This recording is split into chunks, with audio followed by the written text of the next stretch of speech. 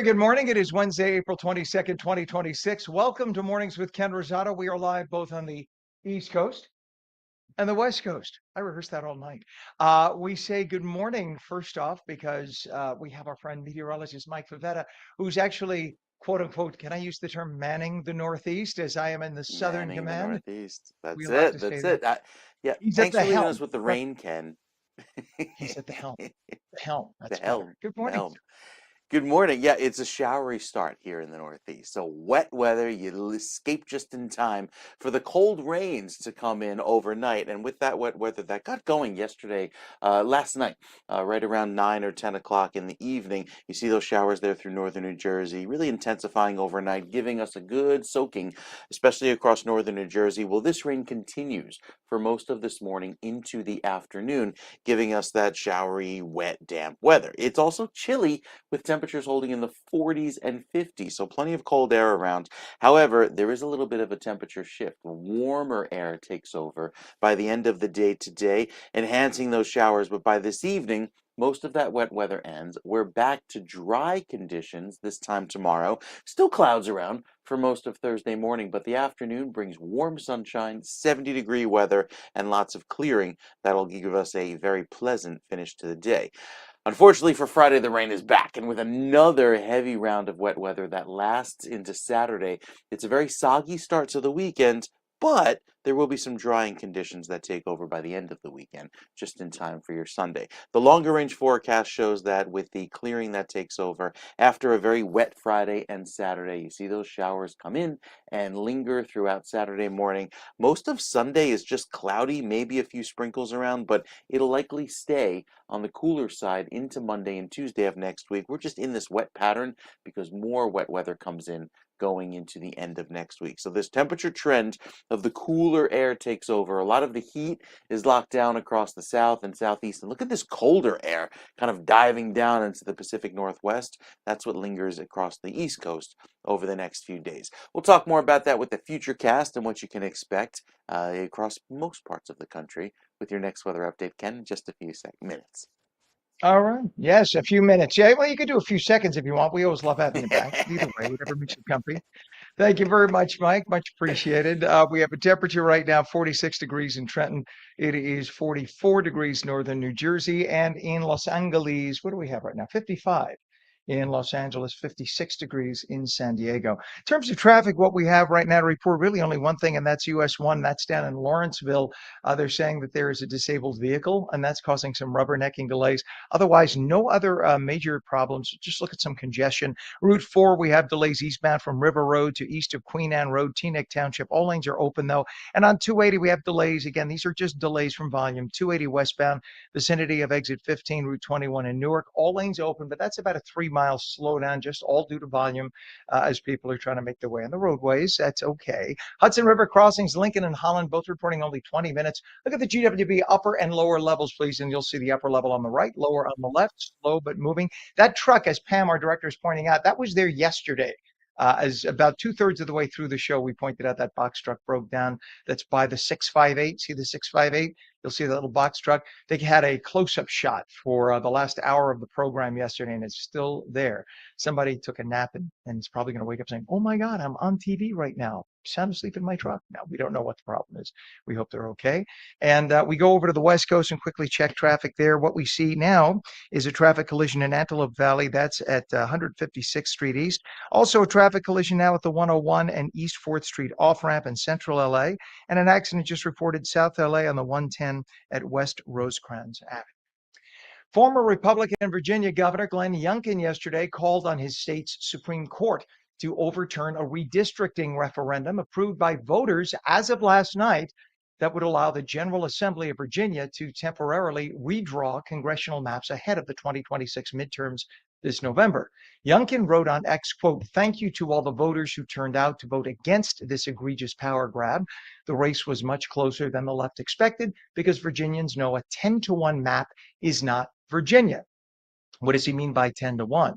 What he means is the way the congressional districts were redrawn as of last night, it would be all but impossible for a Republican to win maybe one seat out of 11 in the entire state. Meanwhile, the state is 50-50 Republican and Democrat.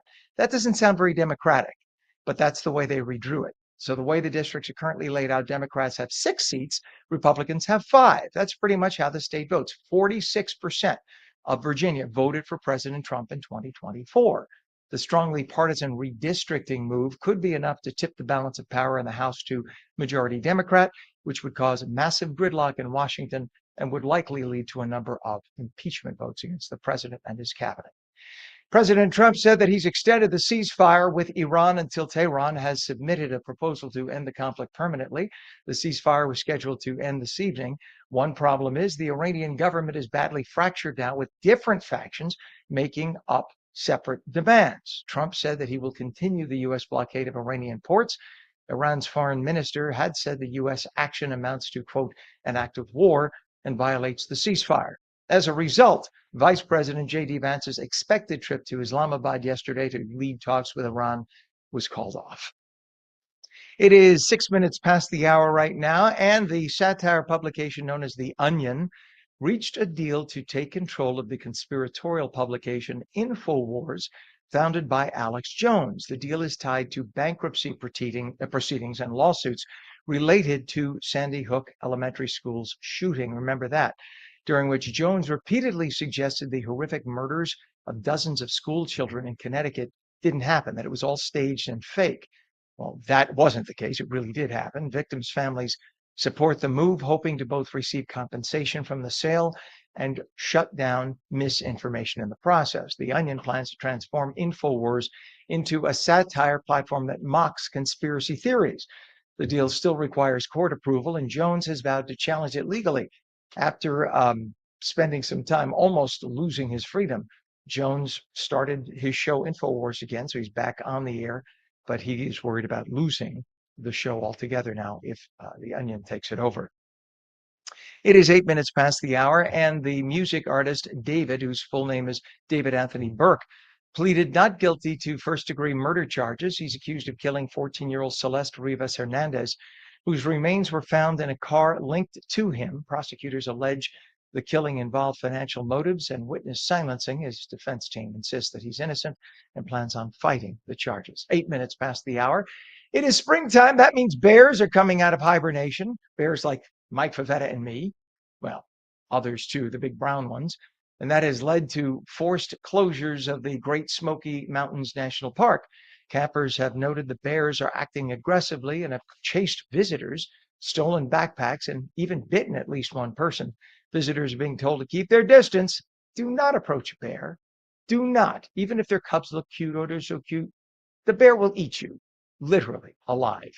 Avoid feeding wildlife. Don't put out food. And then when you're done with your own garbage that may have food garbage in it, dispose of it carefully. Take it with you out of the forest. Don't leave it out. Don't throw food to the animals, even if they're cute. Don't give food to deer because they're cute, because that then leads animals to come to you, and that's how you can get attacked. It is 9 minutes after the hour now, and Secretary of War Pete Hegseth announced that annual flu vaccines are no longer mandatory for U.S. service members. Like most adults nationwide, troops and department personnel now have the choice to receive or to pass on getting a flu vaccine. It has been the policy since the 1940s that all military personnel comply with getting a number of vaccinations. But many health professionals point out that young, in-shape, healthy military members who are 20-something barely ever get sick with the flu. And when they do, they could fight it because they have immunity. Now, if they still want the shot, they could get it. They're welcome to. But this way, the government is not mandatorily forcing them to get a shot. Look, you want to defend your country. That doesn't mean you give up all your personal rights. So in this case, if somebody wants to get a flu shot, it'll be available, but it will no longer be forced upon you at the barrel of a gun, which is the way it currently is in the military. It is 10 minutes after. Officials in Florida have launched a criminal investigation into ChatGPT and OpenAI over interactions with a school shooting suspect. Investigators say chatbot messages may have provided advice related to weapons and planning. The suspect in the Florida State University shooting faces multiple murder charges. Prosecutors are looking into whether AI companies or individuals behind them could face legal responsibility. A San Francisco shop called Andon Market is being run by AI. You got it. An AI agent named Luna literally runs the store. The store has unusual inventory. They sell weird stuff like overloaded candles, stuff that they can't sell in regular stores. It lacks basic features like price tags. AI has struggled with operations, including scheduling errors and poor purchasing decisions. The store has already lost about $13,000 since opening, despite its business model that overhead should have led to profits. Madonna has reported several of her vintage outfits went missing after Coachella. Shocker. The items included archival pieces from her personal collection worn during a surprise performance. Madonna says the clothing is historically significant and means a lot to her. The iconic singer is promising to reward whoever returns the clothing. She's also publicly asked fans for anybody or anything in terms of information. Please come forward and punish anyone. She will make sure they get a reward. She just wants the stuff back. You can understand. It is coming up on 13 minutes past the hour. When we come back, author Tom Harton joins us to talk about his new book. It's called Wired on Wall Street. Meteorologist Mike Favetta has the weather near you when we return. It's going to be a mix, maybe a mix of clouds and sun. Could be a little rain this morning. Actually, mostly cloudy. A little rain likely this morning, but it could happen at any time of the day. Temps, though, upper 50s near 60 degrees. You are watching Mornings with Ken Rosato. We are covering the East Coast on New Jersey, the West Coast on LACA, and now we also stream in Florida on FLA. We also stream daily on Roku, Fire TV, News on Samsung TV Plus, Apple TV, Facebook, and X. We now stream live on Local Now, Substack, Rumble, and Twitch. We're coming back in 2 minutes. Don't go away.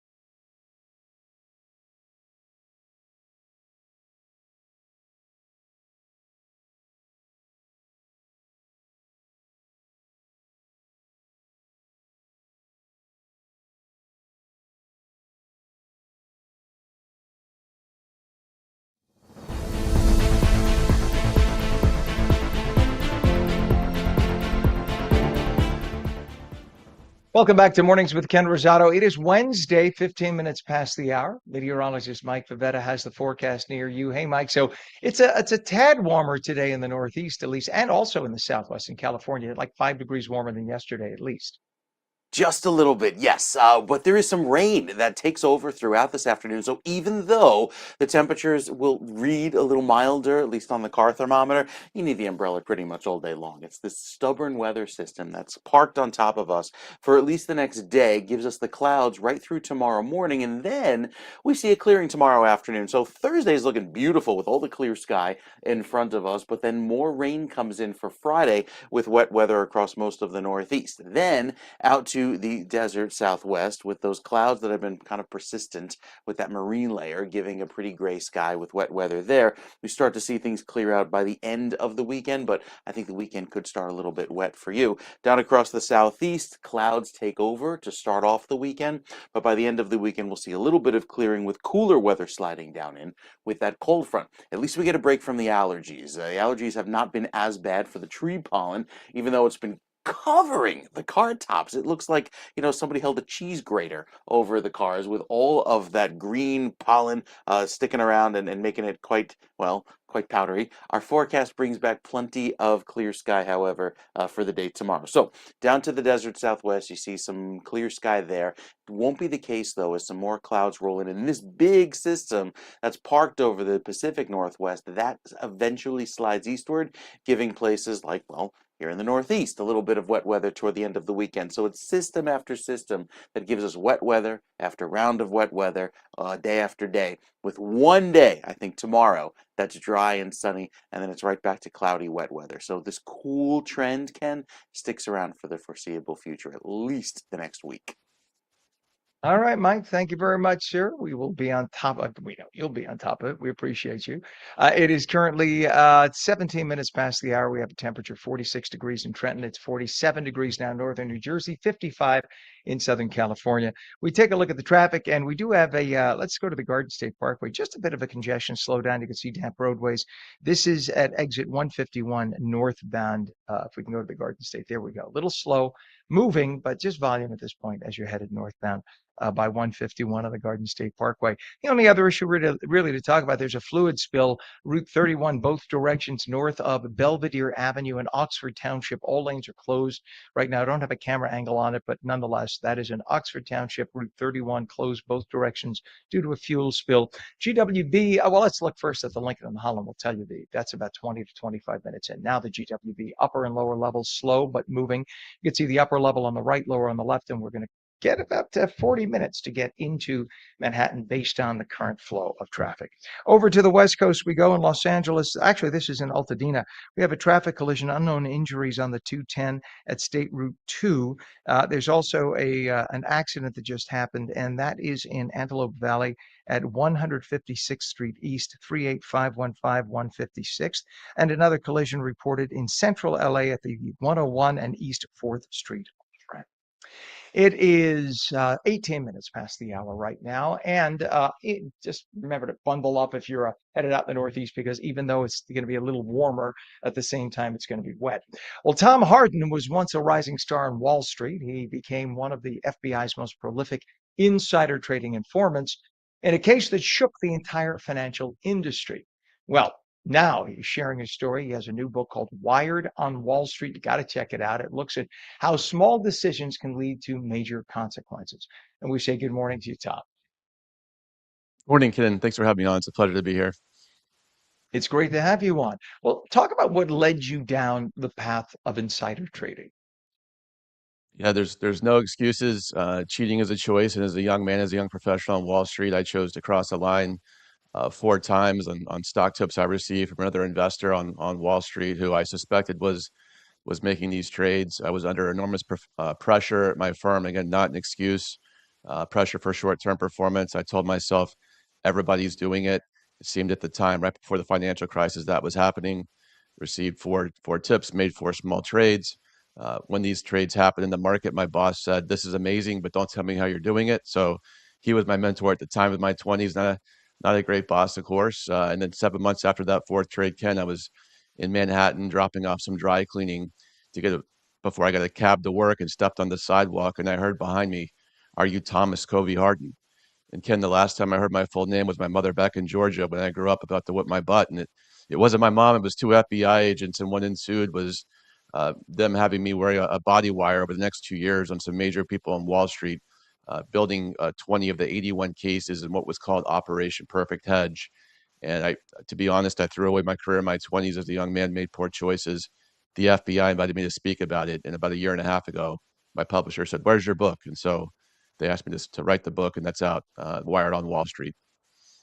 And once you're involved in insider trading, you can never work in the industry again, right? I mean, you're done at that point because the That's whole right. sense of credibility is gone. And that's, I mean, that's the case in broadcasting for people who do payola. It's the same thing. Once you have broken that trust, that's that. You can't go back because you've lost it. And when you look at something like the pressure that people who are in investment houses put under, the amount of pressure must be absolutely enormous. You're expected to return a certain amount, a certain number every week, right? There are no excuses. It's not that oh, we had a holiday this week. Oh, the guy who invests big with me didn't have the money. You have to return that money, right? You have to get that amount of That's money. So the amount of that's right. pressure on you must be over the hill. That's right, and the pressure is still today. I mean, short-termism is an issue on Wall Street. You know, going to make money all the time. For my own firm, we were actually a little bit longer term when we started.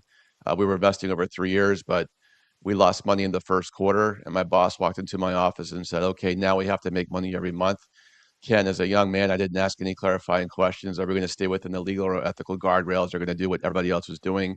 And that's how these, things often get set up. I didn't walk into the office twirling my mustache. Let me see how I can break the law. It sets up over time this way. And so that short-term pressure is still today. Enforcement is better on Wall Street, but unfortunately, insider trading is back in our news cycle the last couple months.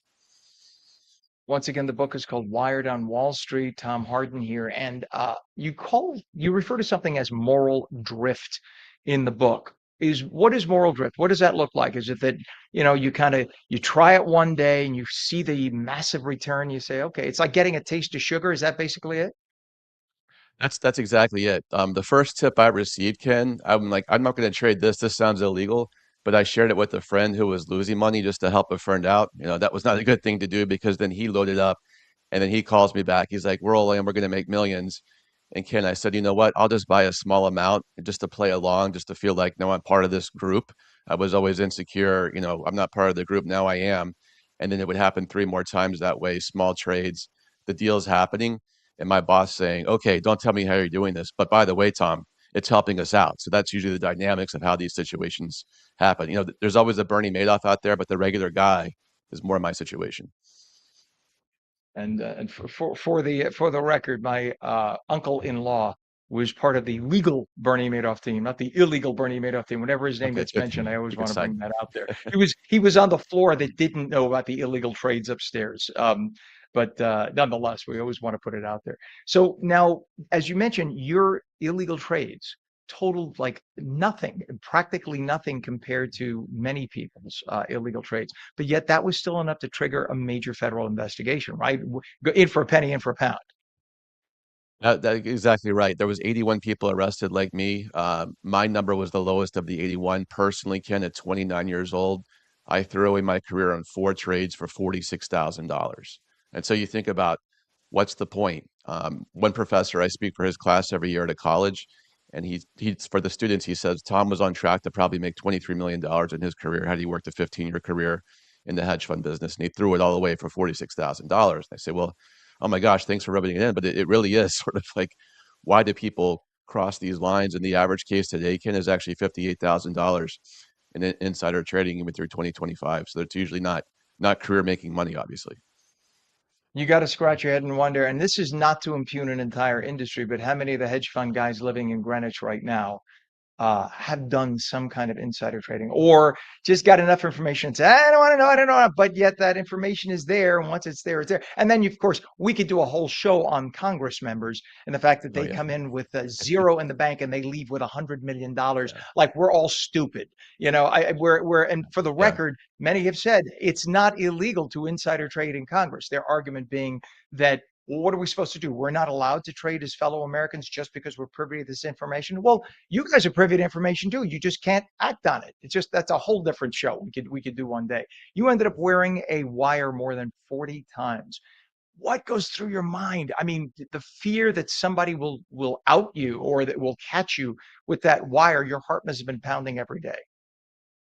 Every day in the book, I think 15 times I say my palms were sweaty, my heart was racing, and my editor said, change it up. I said, no, this is exactly what happened. And I had to build relationships with people who were much older than me and get them in face-to-face conversations. And I would say, nice to meet you. I'm Tom.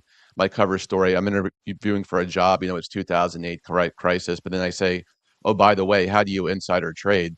And Ken, if you just met me and I'm Mhm. asking you about federal crimes you committed, you're probably going to change the subject. And eventually, I would ask the question and say nothing. A sales tactic. Get comfortable with silence, and eventually, over 3 meetings, people would start talking. And then one day, Ken, I had no idea where this was going. They said, turn on CNBC. The FBI called me, 20 guys, handcuffs, perp walks. Only one name was not released, and they called me Tipper X. So that was my FBI Ooh. code name. Oh my gosh. At what point did your family find out that this was going on? Did you tell them at the end of the entire investigation? I could only tell my wife. So Tuesday morning was when they approached me on the street with my full name. They said, you can only tell your wife, Tom. Ken, I just converted to Catholicism for marriage. Right before then, I went to St. Patrick's and told a priest I confessed. Confession's a great sacrament. And he said, hey, your penance is to help the FBI. Now, I should have talked to a lawyer, but I talked to my wife that Friday, and I thought she was going to leave 85% of marriages. I researched the book end in this situation. I told my wife, again, devout Catholic, and she said, hey, for better or for worse, you got us into this. You're gonna have to get us out of this. And I made some poor choices. I made one very good decision right there. Well, for the record, by the way, for the record, you get two today. I'm also a Catholic priest. I'm retired. I'm no longer, but I'm a Catholic priest. So good for you for doing what you Okay. did, and welcome to the faith. So that is a strong record of accountability and redemption in your book. The process of rebuilding your life must have been quite a challenge after everything became public.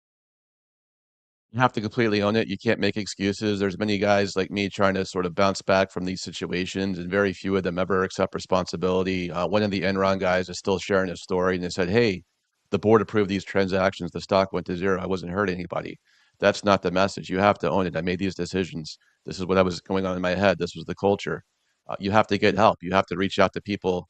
I lost most of my friends through this because they saw, oh my gosh, Tom Hart just took per X and left. And Ken, the hardest part is you have to be able to forgive yourself.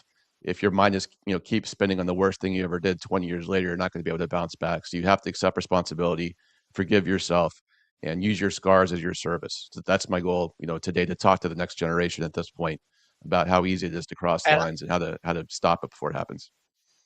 And I hope that next generation, when they start at a new firm on Wall Street, I'm hoping that it's now protocol where they get a lecture that if you even think Yes. you hear one word of insider trading, it must be reported. Let's write it down. You do not touch that as an investment, et cetera. I'm hoping that's part of the culture today. I don't know. I'm not part of it, but we can only hope. What's a website, Tom, for more information to get the book? It's tipperx.com, tipperx.com. I just got the trademark through the U.S. Patent Office for TipperX. I'm the only one, so right up there. Nice. Very good. The book is Yeah. called Wired on Wall Street, author Tom Harden.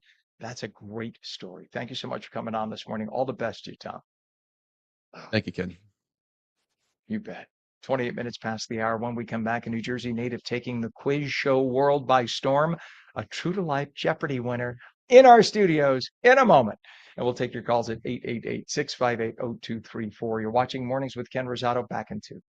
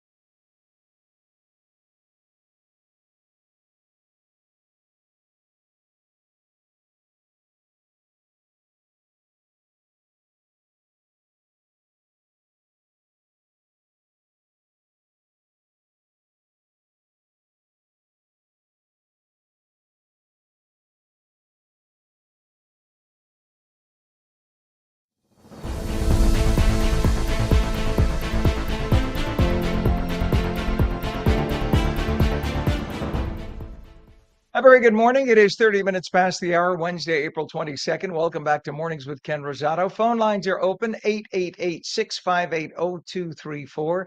Meteorologist Mike Favetta is here with the full forecast for your area. Good morning to you, Mike. Good morning, Ken. We've got some rain for today, but sunshine returns tomorrow with a much milder feel. It's just like the last few days. We get these vastly different forecasts from day to day. Today is the cold and rainy forecast, feeling almost like the end of winter, with all of this rain forecast to fall throughout the remainder of the day and this wet weather lingering until this evening. However, out west, the sunshine in California, not so much because you have cloudy conditions through the rest of the morning with a clearing today, I think into this afternoon. Look at the clouds that return with some showers by the end of the week, a gray sky setting up with that heavy marine layer throughout the day on Friday, and then even going into early in the weekend, some showers return. It's all part of this upper level low that's sitting across the Pacific Northwest, driving that flow in from the Pacific and allowing for those rains to fall, even snows in this high Sierra. So quite a bit of wet weather there out in LA and the area for you. So plan on a wet finish to the week. After today, I think it looks a little bit clear, but gradually see that transition back to cooler weather. So that's the case out west. Cooler conditions for you over the next few days. All of the warmth is spread across the middle of the country because even here in the Northeast, cooler than average weather continues. However, tomorrow we start to see a milder trend work its way back into the Northeast as some of that chilly weather starts to work its way out into the Atlantic and then even down across parts of southern Florida. A little cooler trend there over the last few days or so. So we'll plan on the rain for the rest of the day today, drier weather taking over by tomorrow, sunshine tomorrow afternoon, and then guess what? More rain on the way for Friday and the weekend. We'll time that out with another check of your forecast, Ken, coming up in just a few minutes. It is now 7:33 East Coast, 4:33 West Coast. We have a temperature in California, 55 degrees in the Northeast. We are looking at 46 in Trenton, 45 degrees in northern New Jersey, and it is 45 now in Vineland, 42 degrees in Cape May, a little cooler at the shore. We go to the West Coast, and in California, we have a collision to tell you about. This is in Altadena on the 210 at Route 2. There is a fatality, unfortunately. That's going to close down part of a roadway at West Valley at 101 and Valley Circle Boulevard. And we have a report now of let's see, there, I saw another accident. Where did it go? Yeah, okay, I guess it might have been cleared. So oh no, we do have a missing elderly person. This is a silver alert in LA proper on West Vernon Avenue. Bottom line, it's only 4:34 in the morning in LA. You see an elderly person wandering, please call police. Do not approach the person, but call police and let them know that you see an elderly person wandering on their own. That might very well be the person we're talking about. In terms of, let's see, in terms of the Hudson River crossings, let's go back to the Hudson River crossings for us on the East Coast. We look at the Lincoln and Holland Tunnel, both moving at about 20 minutes to get into Manhattan. Look at the GWB upper and lower levels. What we have right now is jamming. It's about 45 minutes. All right. So I'm just getting an update rather on an interview. So excuse me for that. But bottom line is going to cost you about 40 to 45 minutes getting into Manhattan. That is the way today. That's just the weather. Uh, Speaking of which, the weather is starting to warm up here and more motorcycles are hitting the road, with this month being Motorcycle Safety Awareness Month. It is a critical time to focus on rider safety as more than 6,300 motorcyclists were killed in crashes in 2023. And motorcycle riders, by the way, are nearly 24 times more likely to die in a crash than those in passenger vehicles. Well, now Cycle Gear is bringing back its campaign called Airbags Save, featuring gear that makes rides safer. Guillermo Ortigosa is a motorcycle accident survivor who credits an airbag jacket with saving his life, and he's joined by Cycle Gear president excuse me, I want to get the pronunciation correctly. Is it Stefan? Stevan, Yes, excuse me, Stevan seven. Popovich. Yes, We yeah. say good morning to both of you. Good to have you on. Good morning. So let's Thanks for start with you, having us today. Stevan. Yes. Yes, Well, sir. this is a very serious issue. My dad was a highway cop, and I remember him telling me the story from when I was a kid. He said that the very first accident that he came upon in his early 20s as a young rookie highway cop was an accident involving two cars and a motorcyclist. And I'll let you imagine what he saw. I'm not going to get into detail, but he says he's in his 90s. He has nightmares to this day about that incident. Back then, you didn't even have to wear a motorcycle helmet. This is in the late 1950s. When did Motorcycle Safety Awareness Month begin? What was the impetus behind it? And when did people finally realize that, while you can't say that you can make motorcycle accidents 100% survivable, there are ways to make it more likely to survive, correct? Yeah, for sure. I think it's definitely, we all understand there's risk associated with riding a motorcycle. I think what we've done with Airbag Save, and really it's Cycle Gear, is to try to promote not only the technology that's afforded to riders these days, but additionally, I think there's three things that we like to talk about at Cycle Gear. One is, be present. I think everyone being ready to ride, being even ready to drive in your car, I think is important for everyone on the road. Additionally, be protected, from head to toe. As you had said, in the 50s, there wasn't the level of technology that there is today. And then, follow the rules of the road. I think we could all do a better job out there. He's in White Plains. We're in the East Coast today. I think everyone's you can be very distracted out there on the roads. And I think, following the rules of the road and making sure that we're all paying attention and protected is the really key message for us. And Motorcycle Safety Awareness Month, this is the third year we've done this campaign to really open the public's eyes to the advancement in technology to keep riders out there safe on the road. Now, it's funny you say you're in White Plains because my dad's route was on the Sawmill Parkway from Hawthorne up and down Hawthorne to Yonkers. That was his first route where he encountered that awful incident. Again, we're talking about 75 years ago. For riders heading back out this season, Stefan, what are the most important safety habits that they should keep on top of mind? Because I think what happens is you see the guys riding their hogs in their 50s. They have the helmets on, they wear the gear, they ride the way you're supposed to ride on narrow roads or single file. They follow the rules. They do the speed limit. I see this and I applaud them. I give them a little toot and a little wave because I appreciate the way they ride. Sometimes you see the young guys who get the bike for the first time and they're the ones doing 100 miles an hour in and out of traffic, and they're just begging for trouble, it seems. So what advice do you have for people like that? Well, I think, Guillermo is a great example of a young guy who wears gear. I think that's the number one thing. I think making sure that you're protected is important. As I said at the beginning, following the rules of the road is definitely a big piece of it. But at Cycle Gear, we like to say, prepare for the slide, not the ride. The technology, again, that riders have out there, making sure they're ready to ride, making sure they have a good helmet on, the advancements in airbag technology, which have been in the highest levels of racing for the past decade. It's predictive and it's incredibly safe. It reduces impact by 97%. Guillermo walked away, from a fairly serious accident without a bruise on his torso. I had a good helmet. And I think we could all do a better job of just understanding what the options are for riders out there. Risk mitigation, I think, is something that everybody in any sort of specialty outdoor activity, is focused on: skiing, horse riding, etc. So I think, again, following the rules of the road. I know it's fun out there to have all that horsepower, but doesn't mean you always need to use it. There's safe places to ride for folks that want to go fast on racetracks. But again, being protected, following the rules of the road, and being present and mindful when you're riding, I think is three key lessons that every rider out there should follow. Absolutely. Yeah. Look, there are risks in driving a Volvo too. Everything has risks. So it's a matter of, right, maximizing your safety, doing whatever you can to remain safe. Guillermo, tell us about your crash, what you experienced in that moment, and what went through your mind.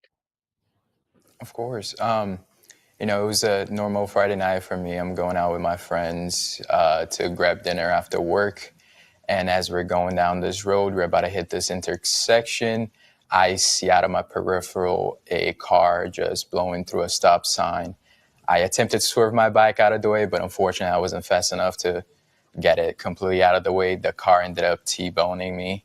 I got flung out of my motorcycle, flew about 10, maybe 15 feet, hit my back and neck onto a curb. I was just very thankful that I was wearing an airbag that day, because I feel like if it wasn't for that, I wouldn't be able to be here today, walking and still riding motorcycles the way I always did. It's amazing. And again, I'm going to give you another one of my dadisms. My dad told me that in the accidents he encountered, he said that, again, for those just tuning in, my dad was a highway cop. He said, if you had a helmet, you had a shot. If you didn't have a helmet, he had never encountered anybody who got into a motorcycle accident without a helmet who survived. Just the reality of what it is. You're doing 50, 60 miles an hour. There's concrete right there, and you're doing, you have nothing to protect your skull. Thankfully, you were wearing a helmet. And this airbag jacket technology is amazing. Tell me more about what happens. When does it blow up? Is it upon impact, or is it always inflated? It's not always inflated. It's a great question. Well, it's a vest. It's something you wear, I think, for the audience to understand. There's a computer in the back of the airbag vest that's constantly monitoring the rider. There's accelerometers that are, constantly every, millisecond is watching the rider's maneuvers. And as soon as it predicts, it's almost predictive in its technology. And, the data that we have from Guillerme's airbag, a millisecond before the impact of the car, the airbag deploys faster than the blink of an eye, and reduces the impact up to 97%. I think a lot of people might think it's an obtrusive piece of gear, but it's a very small vest. You can see one in the back behind us over here on, I think, Guillerme's left. And it's really, something that's developed over the years that is, again, makes riders walk away from accidents. I think a really nice, quality helmet and airbag is a level of technology that a lot of riders in the community don't know for their friends and loved ones to take advantage of. So again, something that you wear, it's always monitoring the rider and a little bit predictive in how it deploys to reduce impact for the riders. And also helmets have evolved a lot, right? So these helmets now have Yes. basically shock absorbers to help with MIPS to improve protection. We only have a few seconds left, but you got to hit on that for us. 100%. I mean, it's a slip plane technology that reduces the rotational impacts if a rider to go down to reduce the chance of concussion. So technology from boots to helmet and everything in between is really at a level that we haven't seen in 20 years. And we just hope a lot of riders take advantage of that safety. Absolutely. We need to get a website so people can get more information about this. This is very, very important. Yeah, you can visit cyclegear.com/airbags or visit a local Cycle Gear store near you. We have one in White Plains and one on Long Island. Cool. Well, being a guy who was raised in New Rochelle, just down the road from you guys, and relatives in Harrison, right next door there. I'm right now in Fort Yeah. Lauderdale, but nonetheless, come on down. The weather's good. We Yeah. wish you well and good health. So April again is National Motorcycle Safety Awareness Month. That's important for both motorcyclists and non-motorcyclists to be aware of. Motorcycle accident survivor Guillermo Ortigosa and Cycle Gear president Stefan. I'll get it. Stevan Popovich. Thank you both for being with Thank us you this so morning. much. You'll come back and I'll have it right the next time. Please do come back. Oh, this is too important not to have you back on. Appreciate it. Thank you so much. Thanks for having us. Thank you both. Continued help. Clouds, period of rain today, mainly in the morning. It'll be milder, highs about 59. The full Garden State forecast when we return in 2.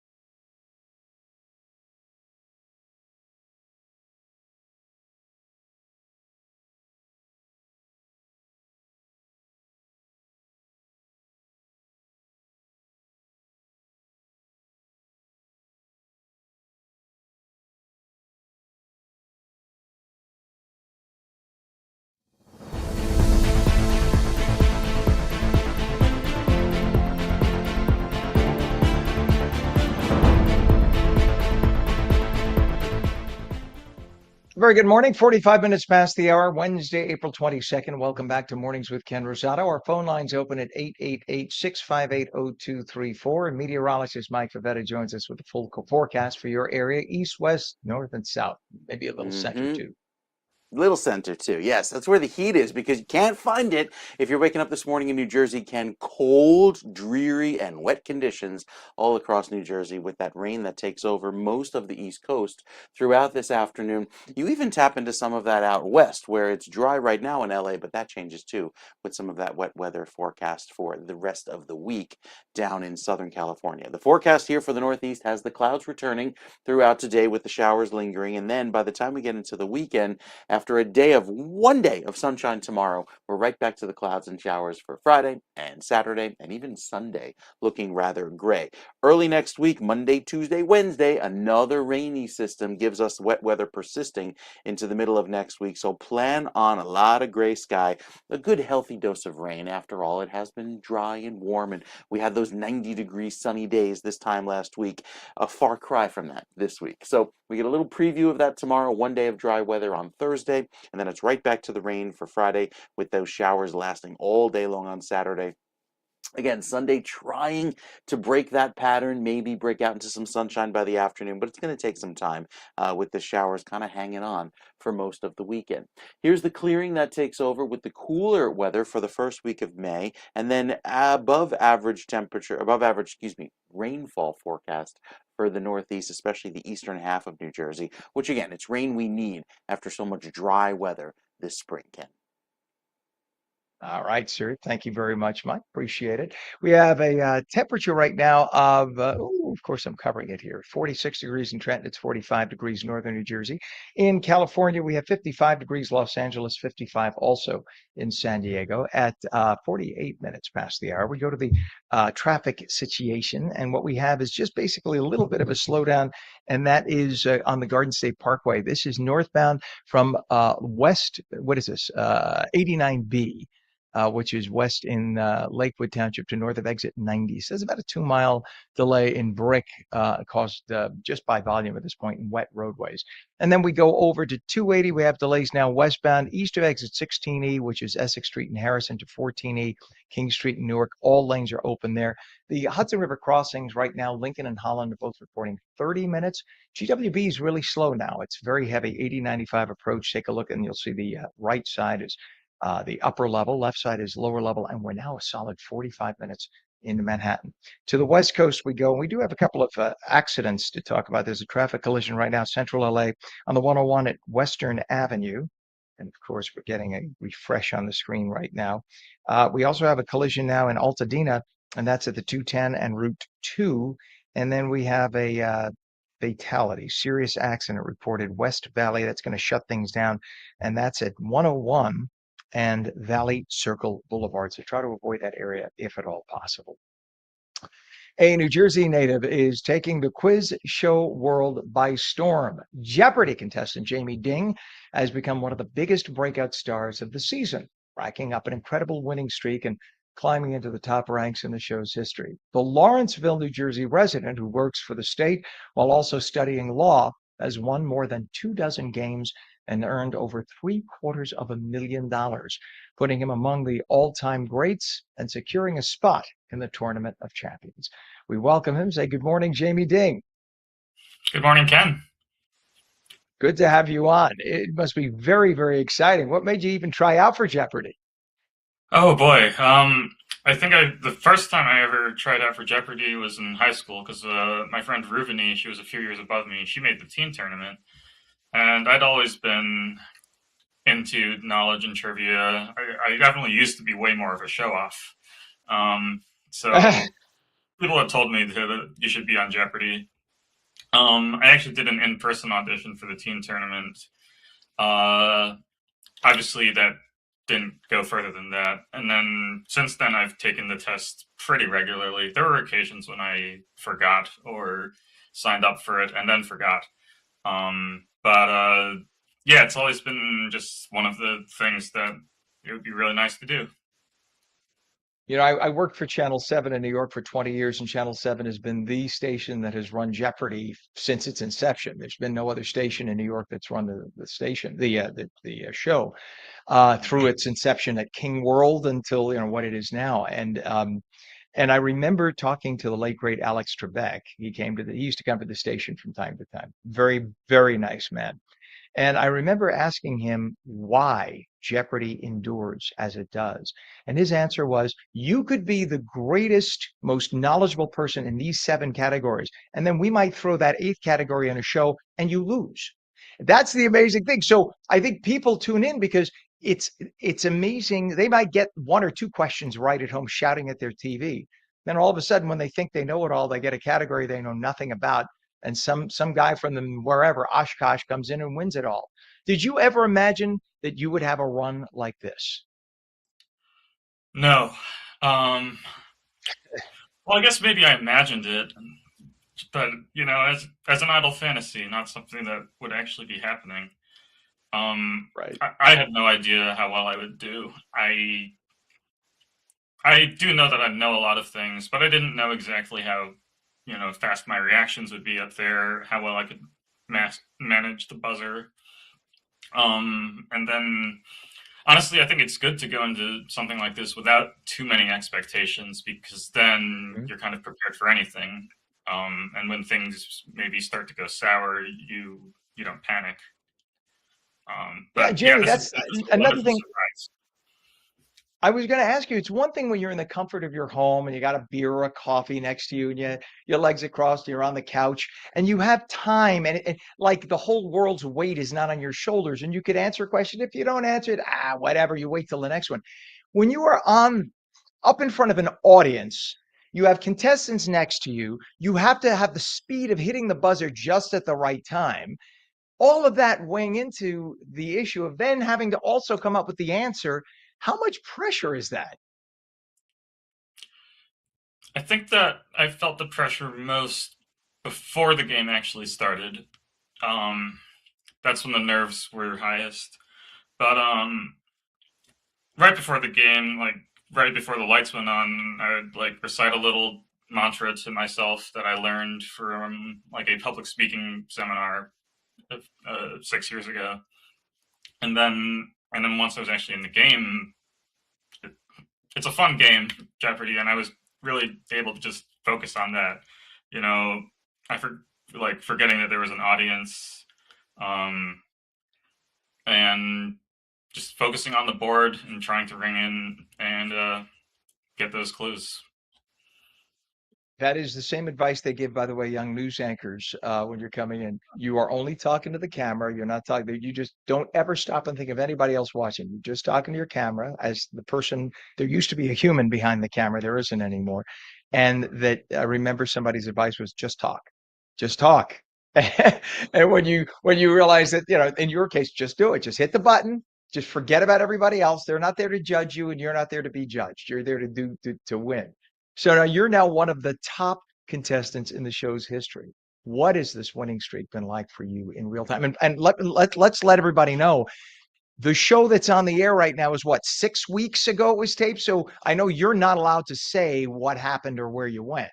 So, but based on what we're seeing on TV right now, you're one of the top contestants. We don't know how far you went after that. And you can't tell us. What's that been like for you though, up to that point in real time? It's wonderful because I mean, since it was taped beforehand, this is all happening twice. Um, Now in real time, it's an utter whirlwind because you're taking 5 games in a day. As soon as you've won one, there's not really any time to process it because you need to, get your mic removed, go change, put on a new outfit, use the bathroom. Later on, chug some Red Bull, get your makeup touched up again, and then get your microphone put on again. And then, so yeah, it's really quick in the studio. And then watching this play out has been just really tremendous. Like, everyone has been so nice, and so many people from all over reaching out to me. Complete strangers, also people that I haven't spoken to in years, like my elementary school teachers or middle school teachers, high school. And it feels like it's really bringing people together, and I love that. So what we're seeing on TV on Channel 7 in the New York area and in Los Angeles, by the way, Channel 7 in both locations, and we're on in both coasts on this show. We're seeing you at about $750,000. For all we know right now, you could be at 2 million. We don't know, and you're not allowed to say, and that's exciting. Is it? You can't even tell family, right? You're not even allowed to tell close friends and family where you are right now in reality. Luckily, I was able to invite my family, and they were all in attendance, so they know pretty much everything. Okay, but you can't tell anyone outside of the circle, right? Nope. Good for you. I like surprises to a certain extent, so it's agonizing, but it is also fun. Very, very good. I'm sorry, Pam, did I lose audio? No, okay. Unclick, Pam, because I can't hear him. I'm sorry. All right, there we go. We got 5 things going on here too. All right, we got a lot of pressure, I know, on you. We hope you come back $20 million later. So we'll be watching. You're on Jeopardy, of course. That is on locally in New York and in Los Angeles. It's on Channel 7. The rest of the country, you know what affiliate you have to watch Jeopardy. We are so excited for you, and we can't wait to have you back when the run is over. Will you come back, Jamie, and let us know how things are after you're finished? When the run is over, or if the run is over. That's right. If you could be Ken Jennings for all we know. That's great. All right, Jamie, we appreciate you very much. He is one of the most winning contestants ever on Jeopardy. Fingers crossed that you keep going and going and going. Jamie Ding, thanks for coming on this morning. Thanks very much for having me. You bet. We appreciate it. Wow. All right. We're coming up on the top of the hour. For those of you watching in Los Angeles on LACA, stay tuned for your local news. Those watching on the East Coast, we're going to come back with On New Jersey Mornings with all the local New Jersey morning news, traffic, weather, and opinion. And you can call us up too. We're coming back in 2 minutes. Have a great morning.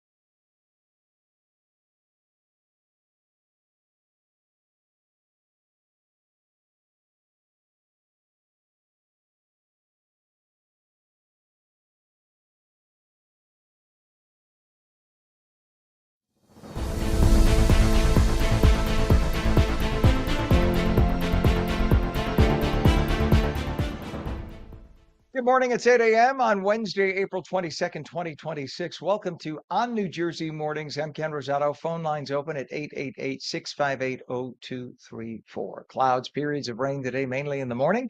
It'll be a little milder than yesterday. Highs about 59. It'll feel damp, though. Periods of rain, as we said, will cause that. Meteorologist Mike Favetta joins us with the full Garden State forecast. We say good morning. But, Mike, we're still sort of in a rain deficit, right? We are about 1 to 2 inches. So the rain that comes in for today and especially this weekend, certainly helping things along, but it's the chill that's kind of unwelcomed. With 40s starting off this morning in northern New Jersey, down in the low 50s across the shore points. We are a solid warmer, about 10 to 15 degrees warmer than this time yesterday, because remember, we had our freeze warning this time yesterday. So even though that wind off of the water down the shore, about 22 miles per hour, just adding to that raw, damp feel. Yeah, it makes it feel cold and cloudy and enhances that rain that came through. Most of it last night, more of it continues this morning, and we'll see that low visibility as well. As far as the remainder of the day, there will be some spotty showers around, but it'll just otherwise be cloudy with that cool breeze blowing. Temperatures trying to climb out of the 40s, but I think we'll be stuck there into tonight. It's tomorrow that we see a lovely transition into warmer weather. Highs make it up into the 50s and 60s. And then before that, after the sunny day on Thursday, we're right back to the rain on Friday and Saturday, with mostly cloudy skies and wet weather shaping up all throughout the day, especially this weekend. Sunday tries to clear out, especially across northern New Jersey, but we'll just have to wait and see how effective that clearing is, because most of the morning on Saturday is wet, but Sunday should start wet and then transition dry by the end of the day.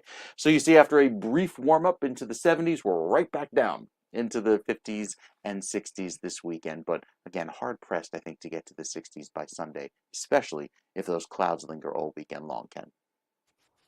Well, as long as my plants will not have a hard freeze, we're good. So I left Yeah. yesterday. I removed the corpses of my little deceased basil plants. I was very, very sad. And seriously, I raised them from seed From over seeds, a period yeah, of five, yeah. 6 weeks. They were my little babies. So I laid them to rest before I left for Florida. But I had others that I had grown. And I planted them in the same spot. And I said, you will grow for your brothers and sisters who have given their place for you. So now I have 5 rosemary plants and 6 new basil plants. And so you're telling me there will not be a hard freeze, or should not be a hard No, freeze in the should next not be week, any right? more hard freezes. We should be out of the woods.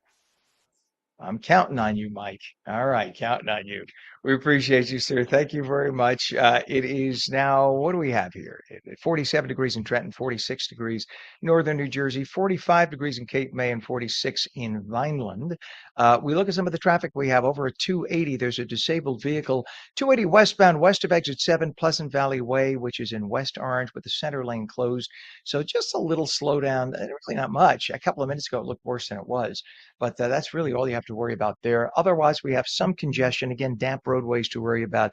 We have delays Garden State Parkway southbound north of exit 136, Stiles Street, Cranford, to south of 135, Central Ave and Clark. 2-mile delay. Again, just volume and damp roadways.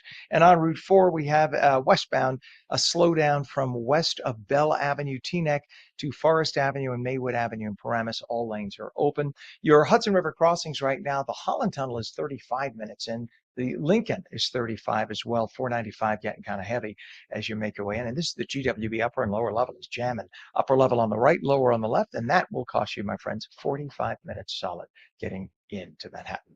Well, the fashion world is buzzing as The Devil Wears Prada DOS makes its highly anticipated return. It's not just the film turning heads. The red carpet premiere is already shaping up to be one of the biggest fashion moments of the year, bringing back bold glamour and design looks. The original film, of course, defined early 2000s style. Now this sequel is proving just how powerful film can be in shaping fashion trends. To break it down is On New Jersey's fashion expert, Dawn Del Russo of LiveTheGlamour.com. That's LiveTheGlamour.com, glamour with an O-U-R. Good morning to you, Dawn. Good morning, Ken. So excited to talk about this. Yes. So it's amazing how literally you can have an entire shift in the fashion world from something like a movie. So talk about how the fashion world is living up to the hype surrounding the sequel. It's really true. This the first one came out in the early 2000s. And, as a girl, anyone, we all loved it. It was amazing. I think it like exploded on the fashion scene. It was like an insider look into Vogue without saying that it was. And I think people really liked that. It was based off of a book. And I don't think anyone expected 20 years later or so for this to come back to have a second one.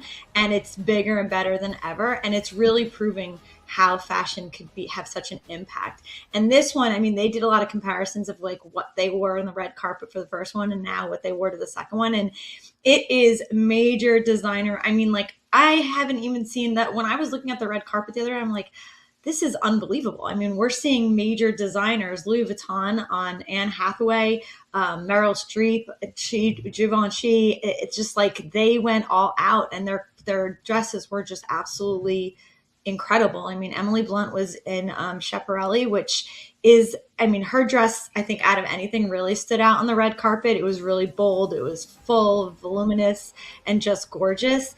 And then Stanley Tucci, of course, was in Armani.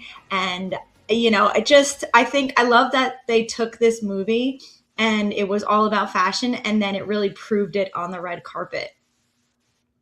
And Stanley Tucci could do anything, and I'd love to watch him act. I just love Stanley Tucci; he's phenomenal. And of course, this is He's about fun. also Anna Wintour, who is the quintessential B rhymes with rich, but she is the editor in chief of Vogue. Lover or hater, but the control she has had of the fashion industry, like in the iron-fisted lady for 50 years, this woman really has helped shape modern style, right? And she led to the concept of the Yeah. character in the movie. She really has. And she was on the red carpet, which is really exciting to see. It's always like, one of those things where you see if they actually stand behind what the movie was about. And I think she played really well into it. And her and Meryl actually did a couple of things together, videos together, and that was really interesting to see how she just played off of the character. She is essentially what it's based off of. And from many people that have spoken out through the years about working for Vogue, there are a lot of comparisons that are very similar. But I think it's also what upheld the standard of it and keeps fashion at a certain level. We have to do that. And I know some people may argue that it's not right, but I think that she really did. Anna Wintour keeps a standard and keeps elevating and making sure that we hold the designers up there and keep wearing these styles and elevating it versus like bringing it down, because you know how easy that can happen. Well, you have a lot of the young upstart stylists who come up with their own fashion, and some of them are just brilliant. But yet, what's happened? It feels like there's been a drift away from the traditional houses, the Givenchys, the Chanels, etc. Do you see movies like this bringing back the monstrous, great traditional houses of style and putting them front and center, saying, "This is what founded the industry. This is it right here." I am so glad you just asked that, because that's exactly how I felt watching the red carpet. I sat down and I'm like, oh, let's see how this is going to be. It's a movie premiere. We don't know where it's going to go. It is a big one with very big stars in it. But to see that the fashion houses really came out to play, and these celebrities wore them among many other celebrities that were there. Lady Gaga was there. And I mean, they all wore classic designer houses. And I think that it's drawing us all back into that. I mean, I know even me, I went and I'm like, I have to look at some of these runways again. I want to see what they're wearing, what they had on the runways, and how they compare, and how these celebrities took these dresses or these looks and brought them to the red carpet. And that's the idea of what designers really do, truly. I mean, besides having these runways to show off their new season of fashion, always the red carpet was where we saw it in real life. We saw them walking with it, where they were able to wear the most extravagant designs and show it off and play it up. I think that's what the movies are for. And I can't wait. This comes out May 1st. I cannot wait to see it, because I'm hearing so many different things about the fashion that's in the movie, from the shoes, the bags, the different styles. People are even saying, like, how can these people in real life wear the designers? And they said, don't worry about that. It's a movie. And I'm so glad that they're saying that it is a movie, and we can live in the fantasy of wearing the designers. I would bet the actors in this get excited about wearing the designers too in the show. It's like when else in your life would you get the opportunity except for like Oscars night or something or like the Met Gala? When would you get the opportunity to dress up in something like that? So that must be a very exciting thing because there really are very few opportunities. You don't go to a dinner in the middle of the week Exactly. at something like that. So these are the rare times in your life that someone, like Meryl Streep, whatever, would even bother. Meryl Streep strikes me as a woman who likes to wear, and I mean no insult, I mean nothing. I love the woman, but someone who likes to be homey and comfortable all the time, but yet who appreciates the high glamour and fashion of something like this. That's just how she strikes me. And you mentioned Gaga. Gaga's amazing because Gaga could wear jeans and look unbelievable, or can dress to the nines and look unbelievable. Am I wrong? No, exactly. And I was happy to see her there because she has been an icon in fashion, even though some of her stuff has been very extreme. I think these are the stars that we want to see on the red carpets. They're the ones that we're looking towards. Like, if she's supporting this and she's coming out and I mean, she wore this gorgeous black dress that was just absolutely stunning. And like you said, where are you wearing this? And there's very few events now. And I'm glad to see it's at a movie premiere, that it's not at the typical Met Gala. I mean, we know we're going to see these type of gowns there. We know we're going to see them on the Oscars red carpet, but to see them for a movie premiere, I hope more movies do this. Yes, amen to that. The website is livetheglamour.com. On New Jersey, fashion expert Don Del Russo, thank you for coming on this morning. Thanks, Ken. All right, we're coming back in 2 minutes.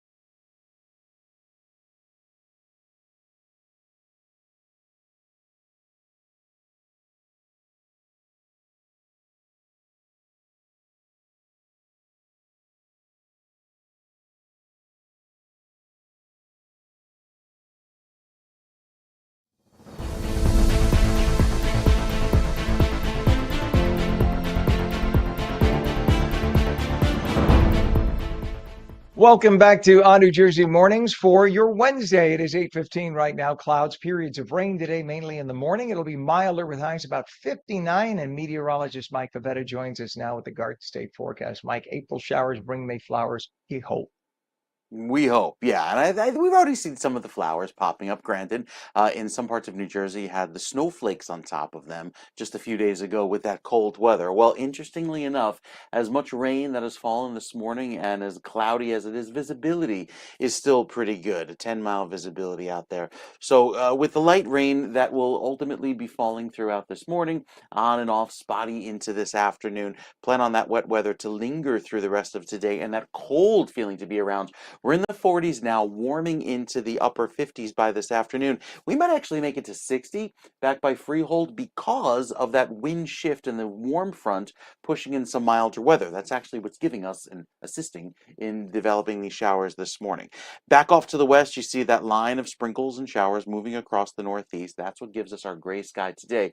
But when it clears, we are back to beautiful weather tomorrow. Lots of sunshine forecast by tomorrow afternoon. We'll finish the day with some breaks in the clouds, but tomorrow morning, look at that. We start off clear by the afternoon, 3 o'clock, get it up to 74 degrees up toward Newark and Hackensack, 76 in Flemington. Could make a run for 80 down by Camden. So very warm weather with sunshine on the way all day on Thursday. But that's really the only day this week, because then we're back to the clouds and showers on Friday with a steady rain taking over pretty much all day long on Saturday. So the weather we have this morning, plan on that for the start of the weekend. And then by Sunday, we start to see some clearing by the afternoon and hopefully bring some sunshine back for the second half of the weekend. So the second half of the weekend is not a loss. I think we're starting to see a clearing trend, and that's some good news. It's the timing on that throughout the morning is still kind of iffy.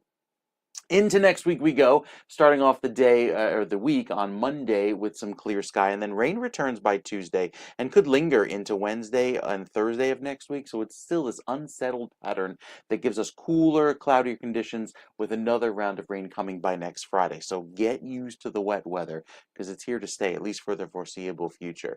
There's our forecast high for Saturday, only 54 degrees, but the clearing that occurs by Sunday afternoon could see some clearing that brings back some warmth, Ken, by Sunday afternoon.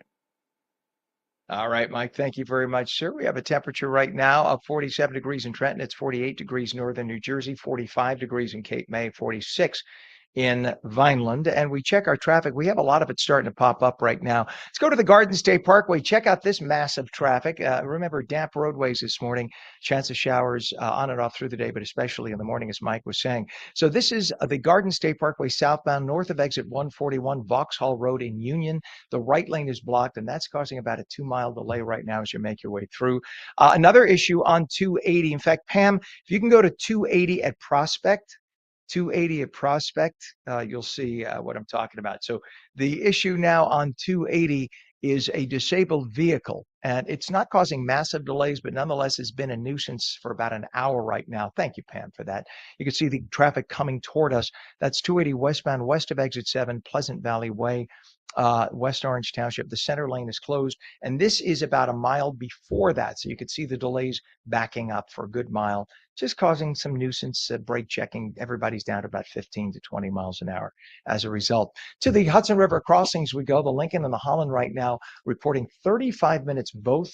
The GWB has been jammed for about an hour. The upper and lower levels, you can see the upper level approach on the right, lower on the left. It's going to cost you a solid 45. In that box truck with the red front has been, well, that box truck has been there since yesterday. Hopefully they'll get some help getting through there. Now we present to you from Rider University.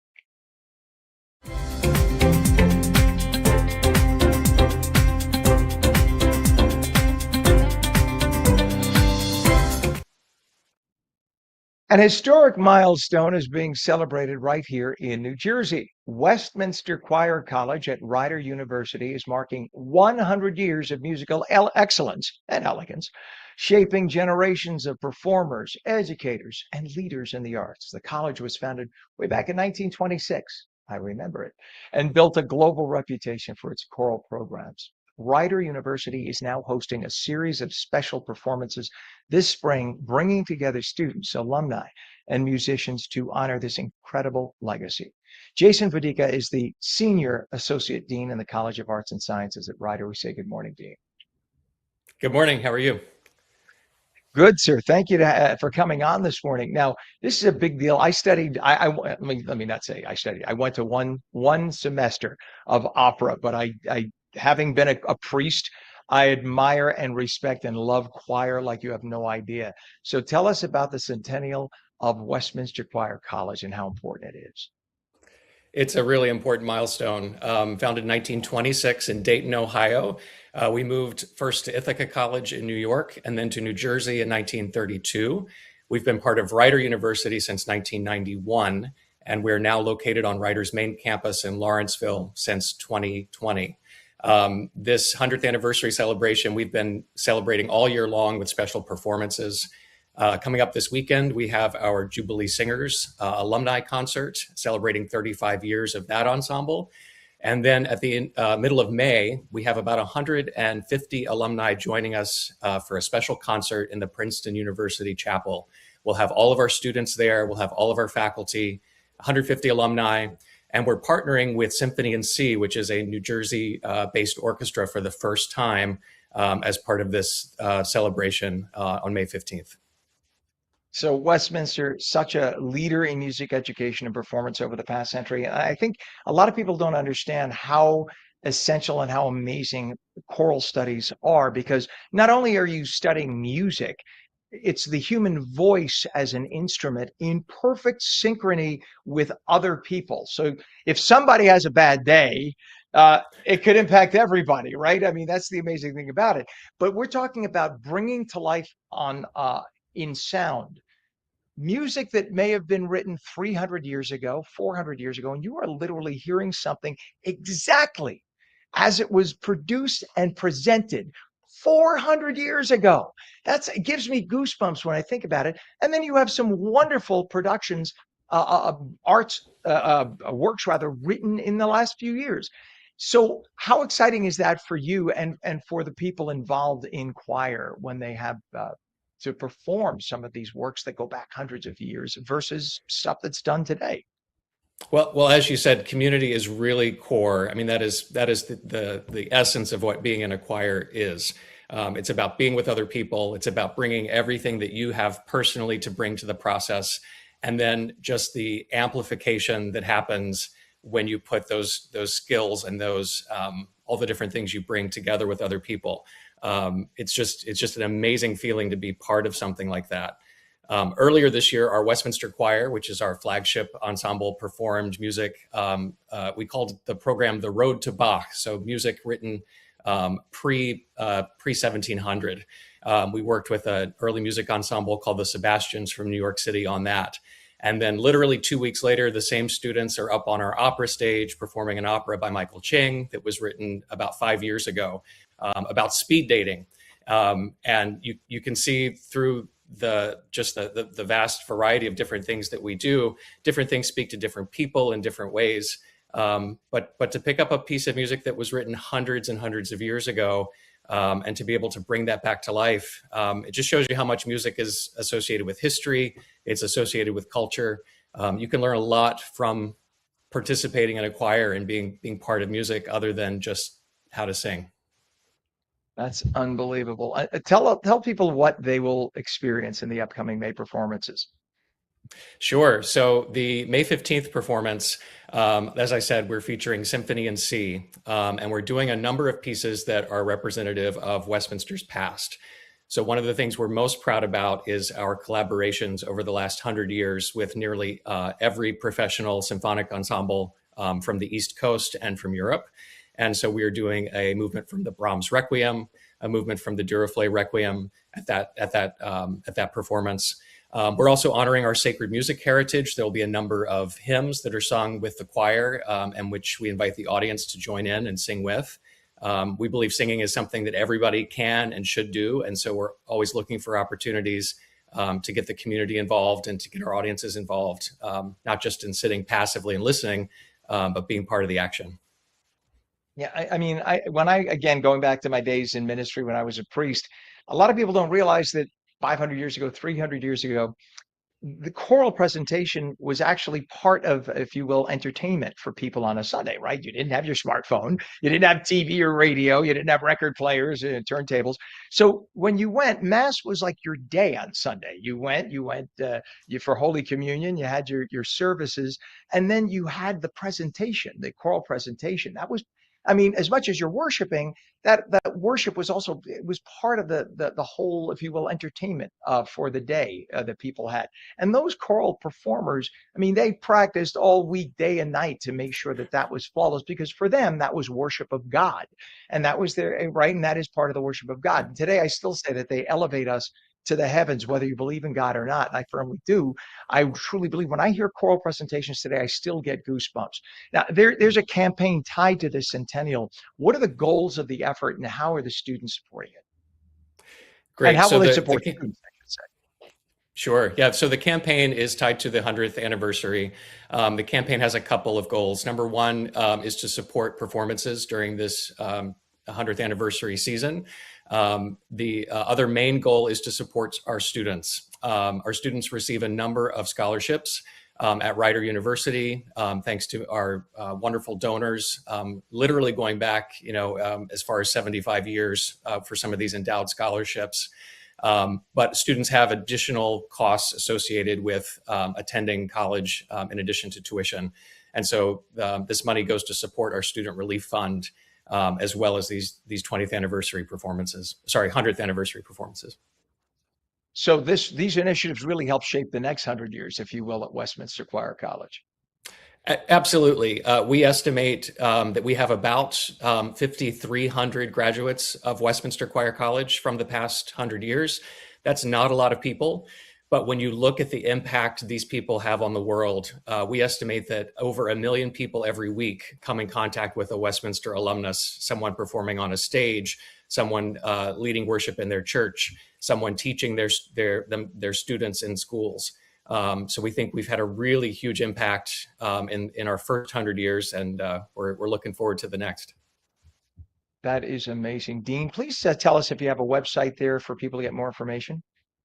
Absolutely. So www.rider.edu. And if you use the /WCC, that'll take you to the Westminster Choir College page. Do not forget to check out the series of special performances at Rider University this spring. Jason Badica, Senior Associate Dean at the College of Arts and Sciences at Rider. What an honor. Thank you for coming on this morning. Thanks, Ken. You bet. We're coming back in 2 minutes.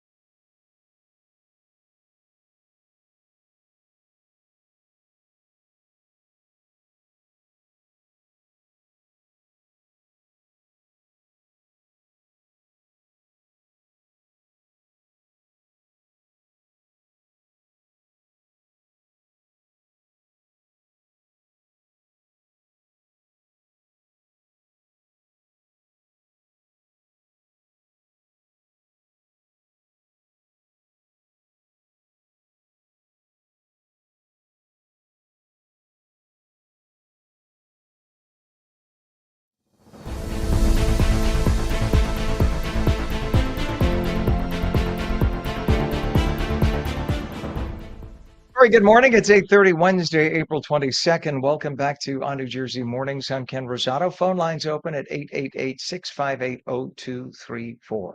Clouds, periods of rain today, mainly in the morning. It'll be milder, highs about 59. Meteorologist Mike Favetta is here with the full Garden State forecast. Good morning to you, Mike.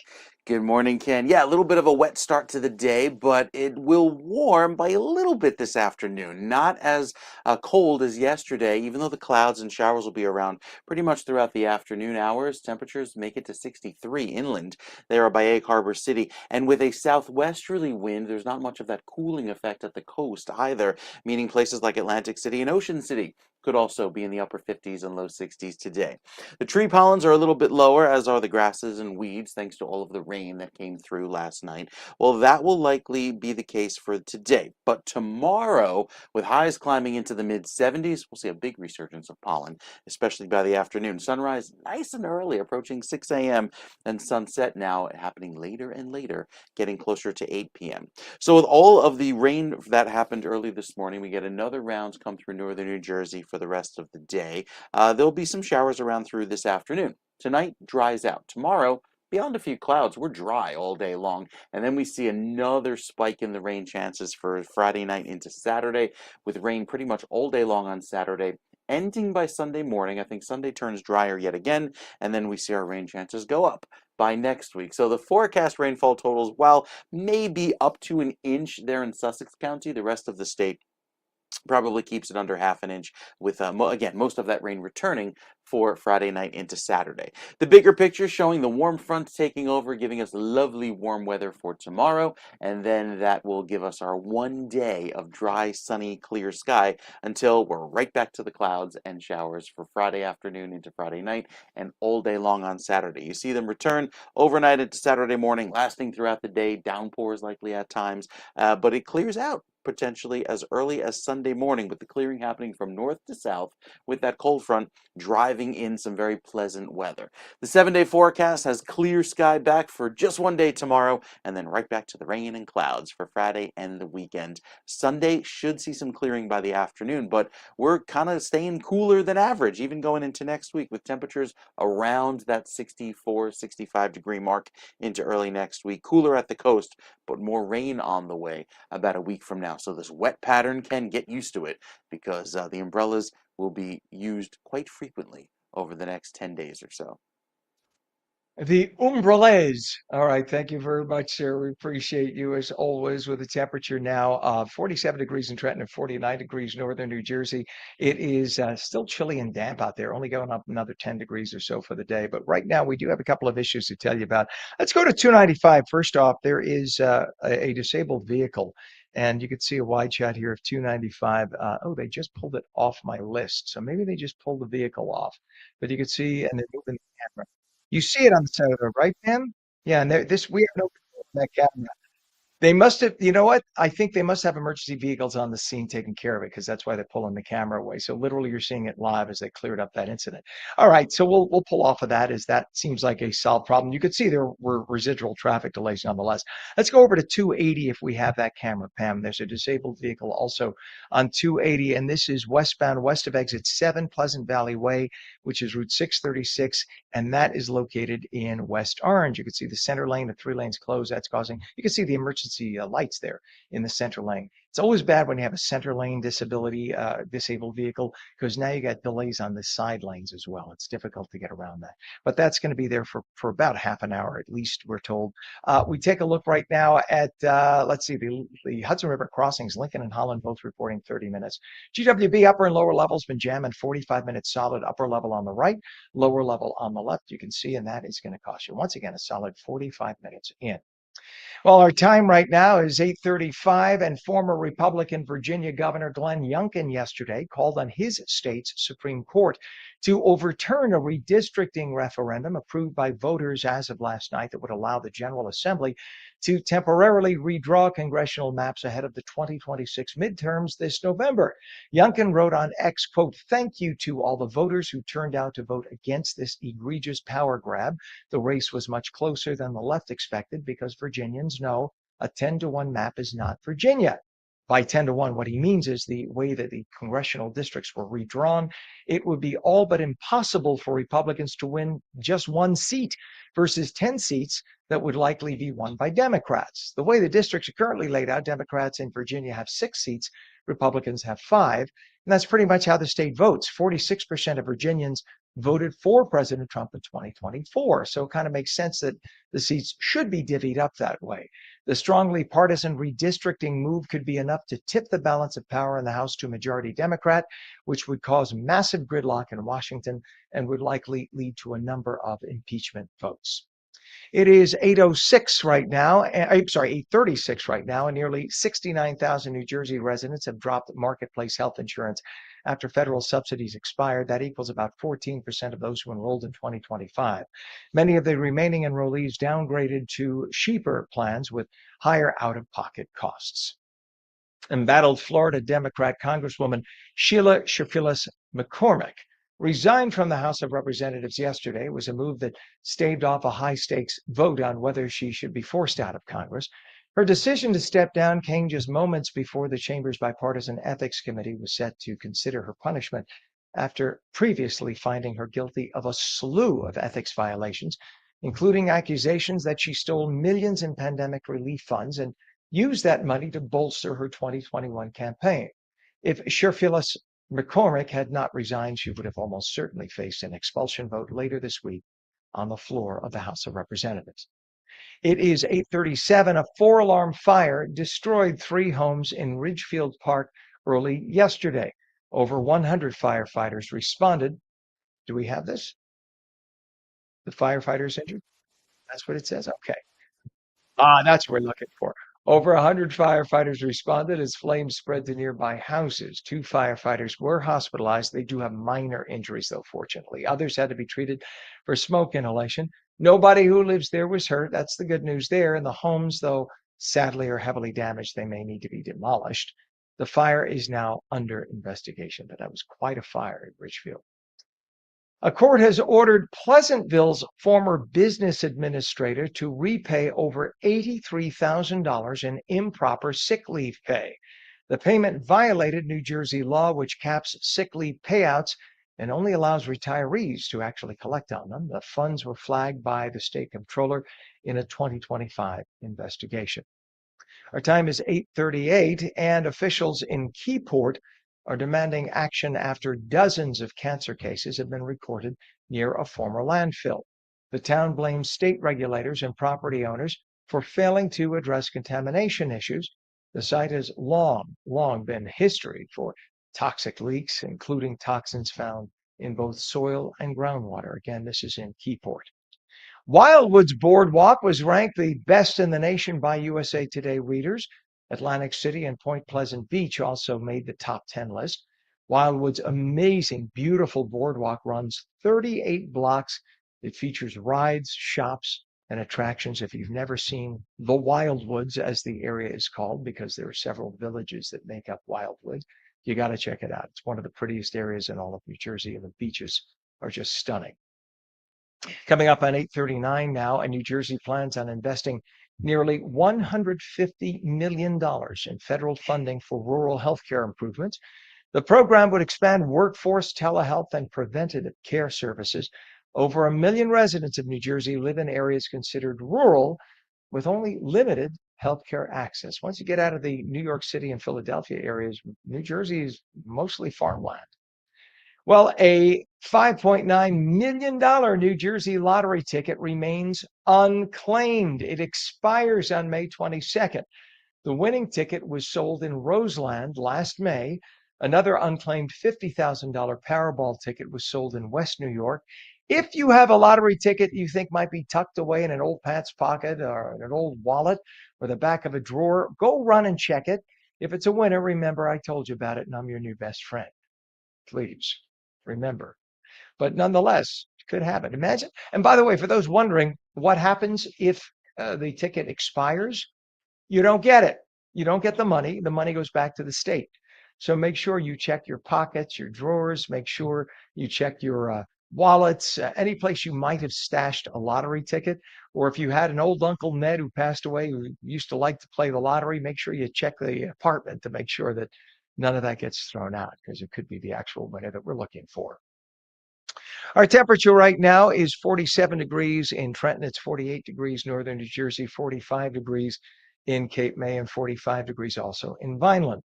And we're coming back in just a couple of minutes. Again, meteorologist Mike Favetta is telling us that weather-wise, we're going to have clouds, rain on and off, mostly likely in the morning, but it could happen anytime in the day. So just beware of that. Pack your umbrella and make sure you dress accordingly for the rain. It is currently right now, currently 47 degrees, currently right now, a little redundant. It is 47 degrees again in Trenton, 48 degrees in northern New Jersey. You're watching On New Jersey Mornings. It is 8:41. We're coming back in 2 minutes.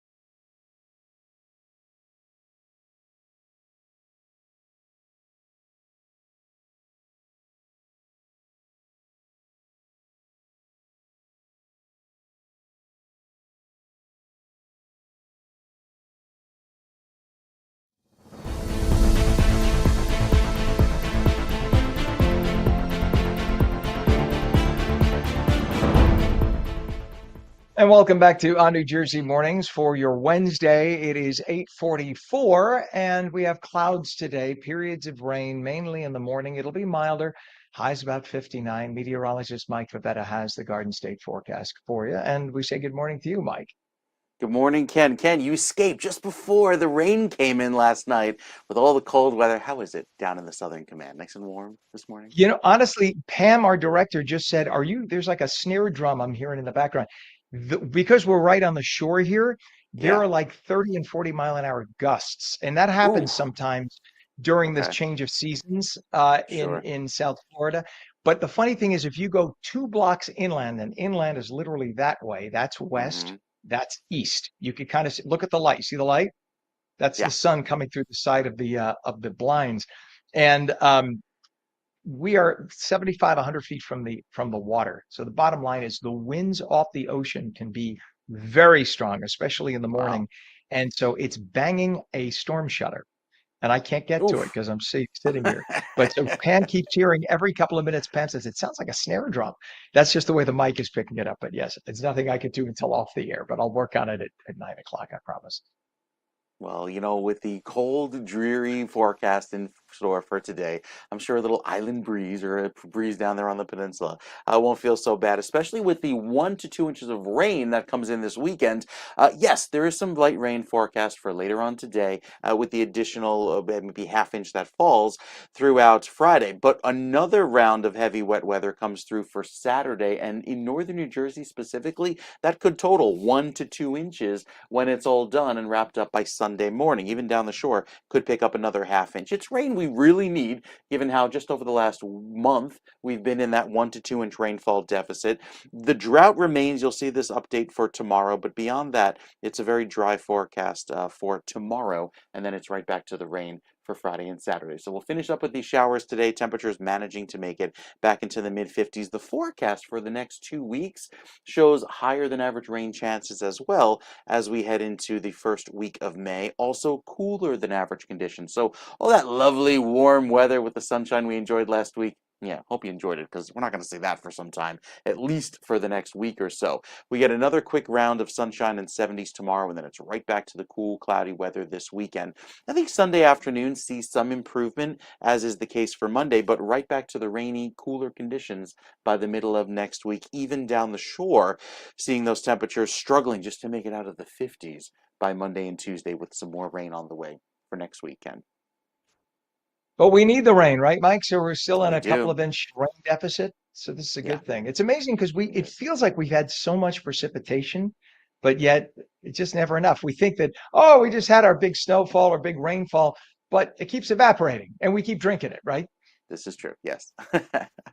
So never have too much. Well, I guess you can't have too much. You just when it all falls at once. But when it comes in light little spurts like this, it's fine.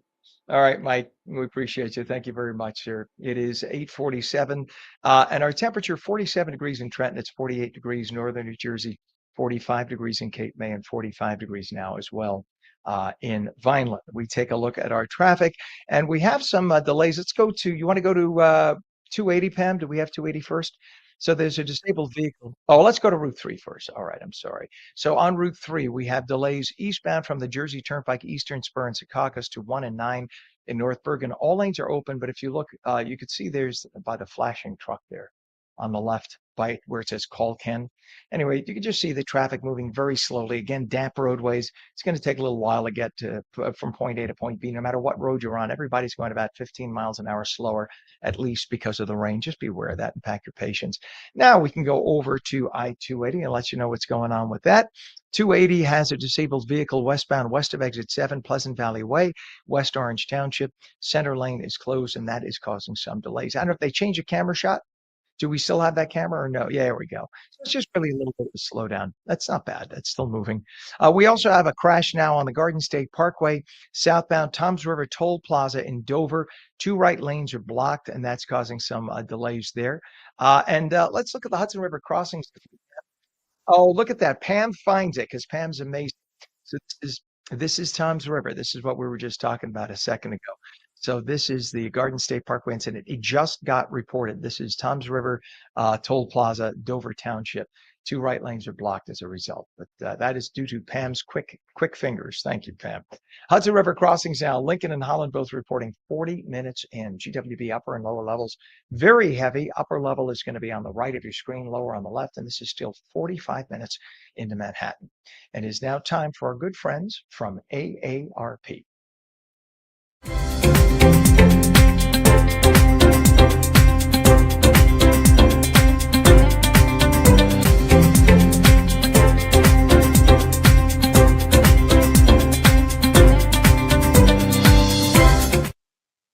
All right, so we started talking about it a second ago, and property taxes certainly remain one of the biggest financial burdens for a lot of people who live in New Jersey, especially if you're older and you have to stay in your homes and you're on a fixed income. Programs like Stay NJ, along with Anchor and the Senior Freeze, are designed to ease that pressure. But understanding how they work and who benefits can be very confusing. AARP has been advocating for stronger, more accessible relief and for policies that truly meet the needs of residents. And joining us now to break it all down, Katie Squires, Associate State Director of Advocacy at AARP, and Robert Rashkes, who is an AARP advocacy volunteer who has experienced this issue firsthand. Thank you both for being here this morning. Thank you. Thanks, Ken.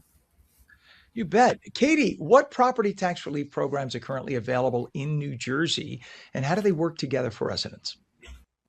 Well, you listed them, Ken. There's the Senior Freeze, there's Stay New Jersey, and there's Anchor.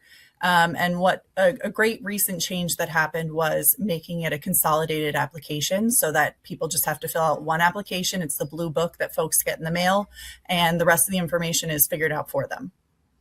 Yeah, and talk about the impact that programs like Stay NJ have and what kind of relief homeowners can realistically expect. Because for a lot of folks on fixed income, even if it's a few $1,000s, it could make or break whether they can stay in New Jersey in retirement.